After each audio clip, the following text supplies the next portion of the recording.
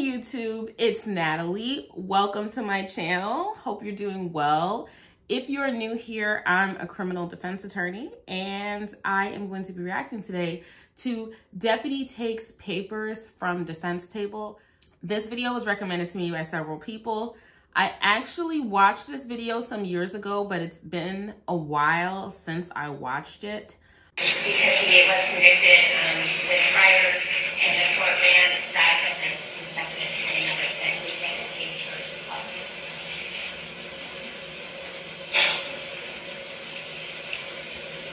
All right, and were victims' rights complied with? Yes, Your Honor, they don't actually apply in this case because the victim wasn't custody. Okay.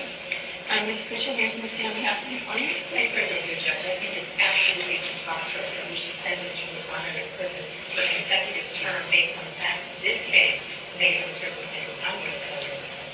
Mr. Lozano is doing 18 years for very serious offense. He went to trial and he lost. That being said, this case, he caught another inmate in the face while incarcerated, while he was having an argument with him. Now, the pre-sentence report indicates that there's no word from that inmate. So there could be word from that inmate if they would have sent him a letter on the way to prison or got him here. The only reason we're here today, Judge, is because Mr. Lozano pled guilty to that offense. And we have the knowledge that other inmate was not. Okay, so I just have to stop it here. We're already a minute in and I see some issues. So just to orient ourselves of where we are and what's going on, from what I'm picking up and from what I remember, you know, it's been a while. I'm trying to like leave out what I remembered and just go off of what I'm seeing here because, you know, memory fades. It's never accurate. But from what I'm seeing here, it appears as though this is a sentencing for an inmate related assault. So one inmate assaulting another. And he's already pled guilty. And this is the mitigation stage. So mitigation is where defense counsel will try to present evidence to the court to minimize the sentence that the defendant receives. And it looks like the prosecution was arguing for a consecutive sentence, meaning he would be serving the sentence he's already in there for that makes him an inmate in the first place, and then tacking on this sentence to the end of it so that he wouldn't get out right away. He would have to start serving the sentence for this inmate-related assault. His defense counsel is saying she thinks that's ridiculous. She thinks the sentence should run concurrent at the same time as the sentence he's currently serving. In the background, sheriff's deputy, and many times sheriff's deputies, I'm going to assume sheriff's deputies, but some type of law enforcement officer, they will serve as the bailiffs for the courthouse. Not always the case, but it's the case in many places. The defense counsel is to the right of the screen for me, and to the left is the prosecution counsel, and defense counsel is standing at the lectern and her back is turned to the defense counsel table. And on the defense counsel's table are papers. Whatever is in those papers, they are, until the defense counsel presents them to the court for some reason, let's just say hypothetically, that's attorney-client privilege. Attorney-client privilege is sacrosanct. It is one of the most respected privileges within the criminal justice system. So you have different privileges. You have the attorney-client privilege where only the client can waive it. You have the penitent priest privilege, like between a clergyman and their parishioner. And you have the spousal privilege between a husband and a wife, or a wife and a wife, or a husband and a husband. Neither one of the spouses can be compelled to testify against the other. It violates attorney-client privilege for a member of law enforcement who is within the executive branch to go into the conversations between an attorney and a client. And in many states, it's also a crime. It is illegal to purposefully intercept attorney-client communication.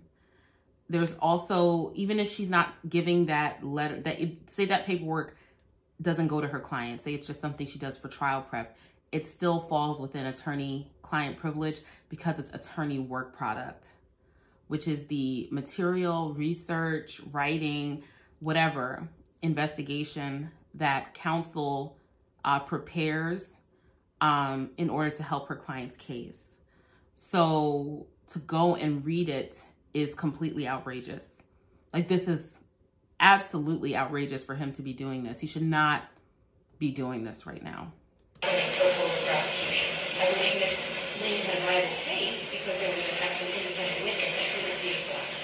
That being said, it's also important for you to know that the trial that he was attending back, he was acquitted on June 1st, 2011, and Ms. Ling is the prosecutor of that case. So I think we have a little bit of sour. Now he's rifling through the papers and showing it to another deputy. This is completely inappropriate. This is illegal. This is wrong. Raised here as well, because there are significant mitigating factors here that you should consider. I can't believe this. What's happening here? So that you should know. Aside from this being attorney-client privilege, there is an expectation of privacy in this paper. And if you wanted to look at it, he would have to get a warrant in order to even just search underneath what's outside of plain view and manipulate it. So this is ridiculous to me. Give him consecutive sentence. Can you see what just happened? All right. First of all, Mr. Maybe she doesn't realize what's happening, that they're looking at her paperwork, and that's why she just went, okay. And she's obviously focusing on offering the mitigation for her client, but this is not okay. Like, they should not be doing this.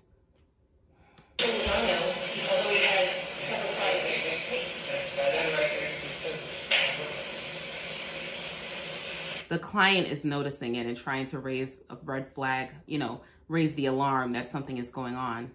Judge, maybe question.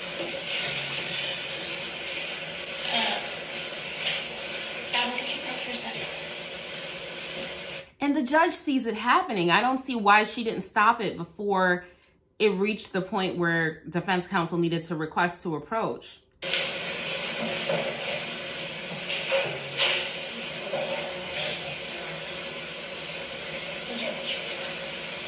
It's also strange that the prosecution isn't going up there either, because both sides should be present whenever anyone asks to approach. It should be both sides at the front of the counsel table, at the judge's bench.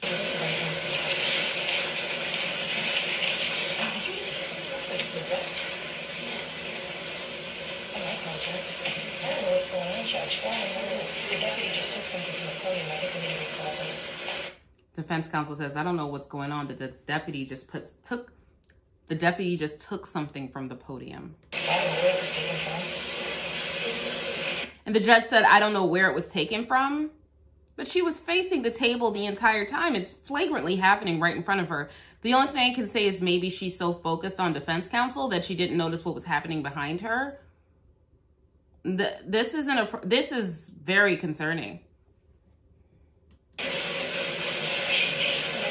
didn't just get a letter from Mr. Lozano. The letters I had, no. Actually, I think let's just focus on that. Go back to the podium.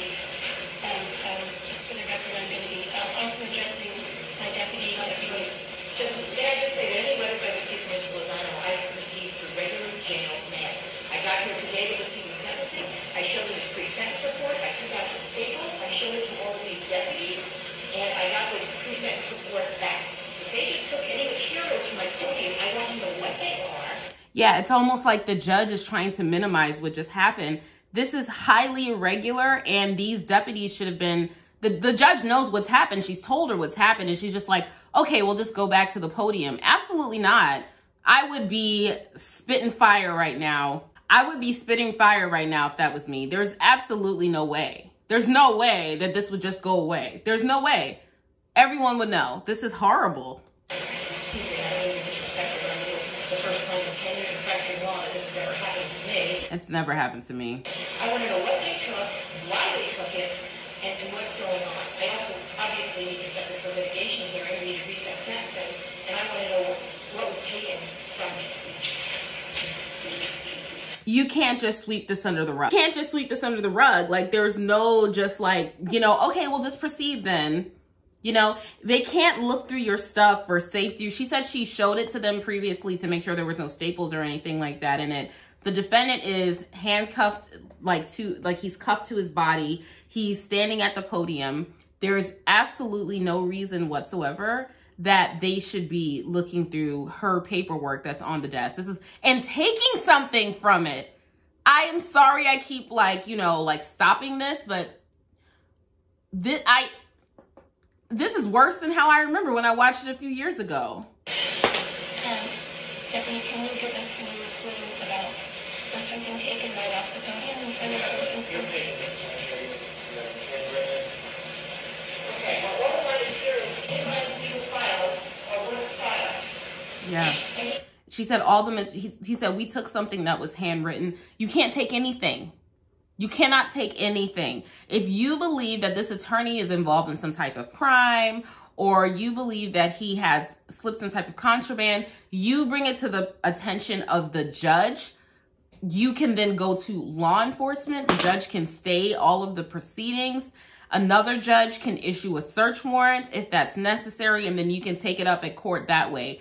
But for you to just go into her papers that are attorney-client work products is completely ridiculous. And again, very unlikely that any judge would ever issue a search warrant to search an attorney's file without more than just, we just wanted to look at the handwritten paper. That is not enough.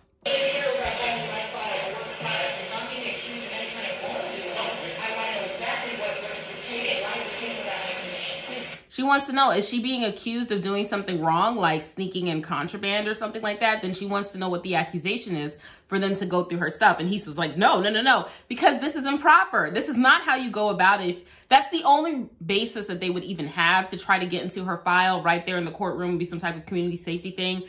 Is she putting a shank or something in her file? And even then they would need to address that with the court. The court would need to make a decision on the record, probably another judge who's not involved in the actual proceedings.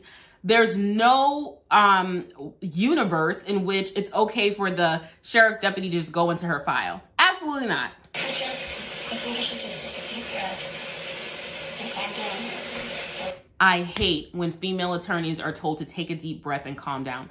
There's nothing to calm down about. This is a massive, massive issue. This is not just, my client wasn't brought in the correct clothes. He's in a jumpsuit when he should be in clothing because he's going to be in front of a jury.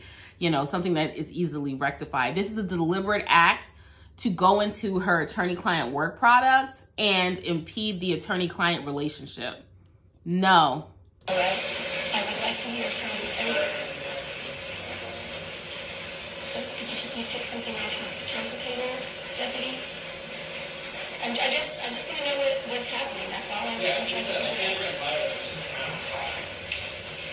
He just said a handwritten letter was taken out of the file. How dare you? You have no right to do that. And it being just saying handwritten doesn't give you the authority to do that. Many client communications coming to attorneys are handwritten. They don't have computers and typewriters and laptops in order to be able to type us things. They have to handwrite a lot of the things that they give us. So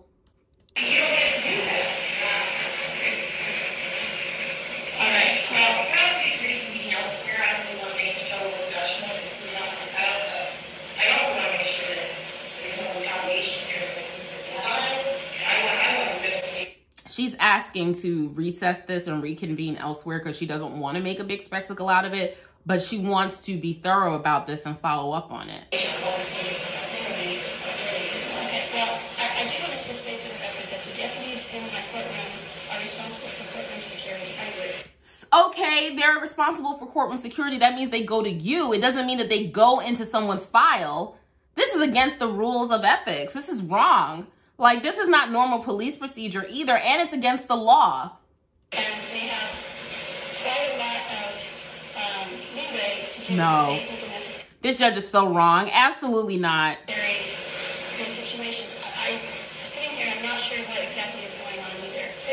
Maybe we can... You know what's going on. They're telling you, use your authority as a judge and sanction these deputies and stop being ridiculous. Talk about this as you said in another location or another time. Information. Now I go into my things. I was searched on my way again.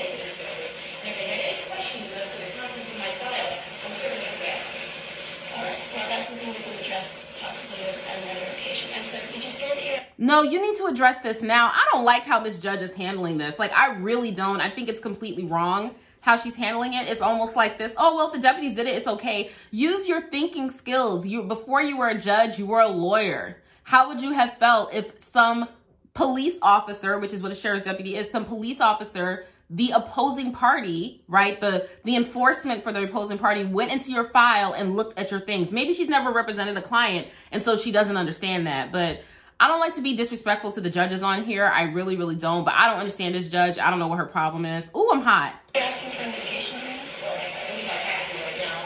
Yeah. So maybe some other motions I might need to file as far as the representation of Rosanna, depending on what was taken, why it was taken, and how it proceeded. Yeah. The judge is not even trying to ascertain what was taken from her and exactly why they took it. Well, obviously she's asking for a mitigation hearing. And I don't know what was taken from the papers over there, but it's... So then ask. You have the authority to do that. You have the authority to order anyone to do anything in the courtroom. Something that's going to be presented to me, then I don't really see how we can afford this sentencing right now. Okay. Before we do that, I just need to correct two things. I was not the attorney on doing the trial when this occurred. This was another set of attorneys, so I wasn't present. Just need to correct that because she did mistake that I was the attorney doing this trial. All right, well, if we get a mitigation hearing, we're going to start over anyway, so you can both say whatever you want to say that day. Okay. I'm not taking notes of these particular issues really between the lawyers at this moment. All right, so we'll just reset this for a mitigation hearing, and Way to back out of your actual responsibility to control what happens in the courtroom. any days, counsel, what are you asking for? The judge, 30 days is fine, but I want to know why the deputies took this material. Okay, Ms. Kuchek, as you said yourself a few moments ago, this is probably something we should take up separately from this proceeding. So I want to know as well, but we'll find that out. You want to know? So then ask the deputy why they went into her file, what they took, and tell them to give it back. And then have the deputy removed from the courtroom and call the deputy supervisor. It's really that simple. If they're your deputies, don't you have control over how they behave in the courthouse? After we get this proceeding taken care of, we'll get the mitigation hearing set. 30 minutes? That's fine. And may I just say, defense counsel, once she realized what was happening, handled this as well as can be expected in a situation like this with a judge that is that milquetoast. Ugh, weak. All right. Oh, so now they give it back. Oh, okay, here we go. All right, so that happened in 2009. So there is an article from the prisonlegalnews.org. I don't know anything about this, you know, if they are like a recognized organization or anything like that. But Maricopa County detention officer held in contempt for taking document from defense counsel's file, which could have been done the same exact day. In November of 2009, an Arizona state judge held Maricopa County detention officer Adam Stoddard in contempt of court and ordered him to hold a press conference and publicly apologize to defense attorney Joanne Cuccia after Stoddard took a document from Cuccia's file while she was participating in a court hearing. That's what I'm talking about. Hold him in contempt, and I guess the purge provision was to hold the press conference and apologize. In October 19th of 2009, Cuccia appeared in Judge Lisa Flores. I wouldn't want to ever appear in front of Lisa Flores. Lisa Flores' courtroom to argue the case of Antonio Lozano, a defendant who Stoddard later claimed was a documented member of the Mexican Mafia. Here's the thing, guys. You can be a documented member of the Mexican Mafia. You can be a member of, you know, the Bloods, the Crips, whatever. It doesn't matter. You still have the right to attorney-client privilege. We give the rights to the bad guys so the good guys get the rights too. We flex our muscles on the people that, you know, get in trouble with the law, that may have done bad things. It doesn't matter who he is. He has an absolute right to privacy in his communications with his attorney, and his attorney has the right to privacy in her attorney work products, the things that she used in order to prepare for the defense of her client. So nobody can go into that without her client waiving that privilege. My God. According to the contempt ruling, Cuccia had achieved a favorable outcome for her client and was arguing for a lenient sentence when Stoddard moved up next to the defense counsel's table. And that happens a lot. If they think your guy is a bad guy and he gets something good out of either the jury or the judge, you know, if there's like maybe courtroom staff that doesn't like them or law enforcement that doesn't like them, sometimes they'll overstep because they think it should go one way and it didn't go the way that they wanted. The courtroom video system showed Stoddard looking at a file on the table for 16 seconds before removing a document and viewing it for another 21 seconds. He then gave it to Deputy Francisco Campillo, literally behind Cuccia's back, and Campillo took it away to have it photocopied. You are photocopying attorney-client privilege documents? Are you out of your mind? Are you insane? This is ridiculous. Okay, according to Stoddard, he saw 3 or 4 inches of the bottom of the document in plain view and read the words "going to steal" and "money" in the same paragraph. Okay, so then get a warrant. Get a warrant. And you shouldn't have been looking at them anyway. He went up there intentionally to look at them, but he went to her table. He shouldn't have even been at her table. He claimed he was concerned that the document described a crime that was about to be committed, or it described a crime that had been committed sometime in the past or that someone else had committed. And maybe he was telling on that person. Maybe he was cooperating with the police. You have no idea what he's communicating. You cannot intercept attorney-client communications in order to solve a crime. You can't do that. Cuccia filed a motion to hold Stoddard and Campillo in contempt of court. The motion was heard by Superior Court Judge Gary Donahoe, who found that Campillo was not in contempt as he only acquiesced to a colleague's request to photocopy a document. That's BS. He should have also been in contempt because he also knows about attorney work product. These people have been working in that courthouse. They know. They know.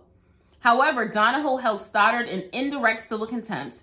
That's constructive civil contempt, where you didn't commit the contempt directly in front of the court, although he committed the contempt directly in front of the court. That, I would argue, is direct criminal contempt, not indirect civil contempt. That would be my argument, and he should have been given a period of time in jail. And ordered him to hold a press conference no later than November 30th, 2009, and provide a sincere verbal and written apology to Cuccia for invading her defense file and for the damage that his conduct may have caused to her professional reputation. Yeah. Because now it's like, oh, she doesn't even protect her files, but she shouldn't have to protect her files because they should not be looking at it. Judge Donahoe emphasized that Cuccia had done nothing wrong and that Stoddard's statement to the press linking her to 2 lawyers accused of smuggling drugs to clients in jail had hurt her reputation. So now you're slandering the lawyer. You're slandering the lawyer in order to cover up for what you did. Oh my God. And the judge found that she had done nothing wrong. Wow. Donahoe also found that Stoddard's conduct was unreasonable and that no security threat justified the seizure of the document from Cuccia's file. That's exactly right. The court further held that there was no evidence that a crime was about to be committed and that a reasonable court security officer would have realized after scanning the 28-word paragraph in question that it contained nothing to justify the document seizure. Judge Donahoe ordered Stoddard to be jailed if he did not purge the contempt by holding the press conference and apologizing. On December 1st, 2009, Stoddard announced he would not comply with the contempt order. I cannot and will not apologize for putting court safety first. You idiot. You're not putting court safety first. You're eroding the trust in the criminal justice system. And there was no evidence in there that there was a crime that was about to be committed. And the reason that police officers don't just go up to defense counsel table and start taking the papers off is because of attorney-client privilege and attorney work product privilege. You dum-dum. Judge Donahoe has ordered me to feel something I do not. He has ordered me to say something I cannot. The judge therefore put me in a position where I must lie or go to jail. I will not lie. He dutifully reported to jail where he remained for 10 days. He should have gone for 30. At least 30. He should have been in there for a good month. The Maricopa County Sheriff's Department appealed Judge Donahoe's contempt order, and on April 6th, the Court of Appeals upheld the contempt finding in a 15-page decision, but vacated the sanction of a press conference and apology. The appellate court found that Judge Donahoe had properly found Stoddard in civil rather than criminal contempt, and that Stoddard's due process right had not been violated as he alleged. However, they held that the record does not support the sanction imposed because the sanction does not attempt to remedy the disruption of the sentencing hearing and or ensure Stoddard will not repeat his illegal acts. The case was remanded to Superior Court, to give him a new sanction. They didn't think it was enough. Okay, so the case was remanded to the Superior Court to fashion an appropriate sanction for Stoddard's indirect civil contempt. Some options suggested by the appellate court included a monetary fine or additional training in courtroom decorum, including the nature, purpose, and sanctity of the attorney-client privilege. Wow, I am so disgusted by this deputy. And they had the nerve to appeal. Shout out to the higher court for upholding the finding of civil contempt. I think it should have been criminal contempt, to be honest with you. But basically they were saying, like, look, telling him to apologize where he doesn't feel like he should be sorry doesn't help anything. He needs to be re-educated. He needs to be fired, but they can't direct the Maricopa County Sheriff's Department to fire him. And I'm not surprised with the politics that come out of the Maricopa County Sheriff's Department that they have any issue with violating people's rights. I'm not surprised by that. They have no issue with that. So Adam Stoddard chose to go to jail instead of apologizing for committing the crime of violating purposefully the attorney-client privilege and being in civil contempt of the court. So the difference between civil and criminal contempt is with criminal contempt, the judge can impose a set amount of jail time. You know, you can go to jail for this period of time. With civil contempt, they don't give you a set amount of jail time. You can be in jail for any period of time until you comply with the court's order. And here the court's order, you know, going into it basically is you don't violate attorney-client privilege, but also apologize and do it on the record. And he chose to go to jail instead of apologizing on the record in front of a press conference. I would love to know what you guys think about this case. I got a little hot watching this, so I need to like drink some water and calm down. I got my water over here. I need to drink some water and calm down because I'm super hot about this. But this is an old case. It's from 2009. And it looks like this guy was kind of just, I mean, yeah, he served 10 days in jail, and that's an extraordinary thing to happen to a law enforcement officer, but he really kind of just skated by, in my opinion. I think he should have really sat down in jail for like a good 30 days. That's me, but I would love to know what you guys think. Even if you disagree with me, I like to hear what your guys think about this. So I'll talk to you later. Have a good one. Bye. Everyone, please thank our September Lawyer Chicklets. Thank you guys so much for helping this channel to grow.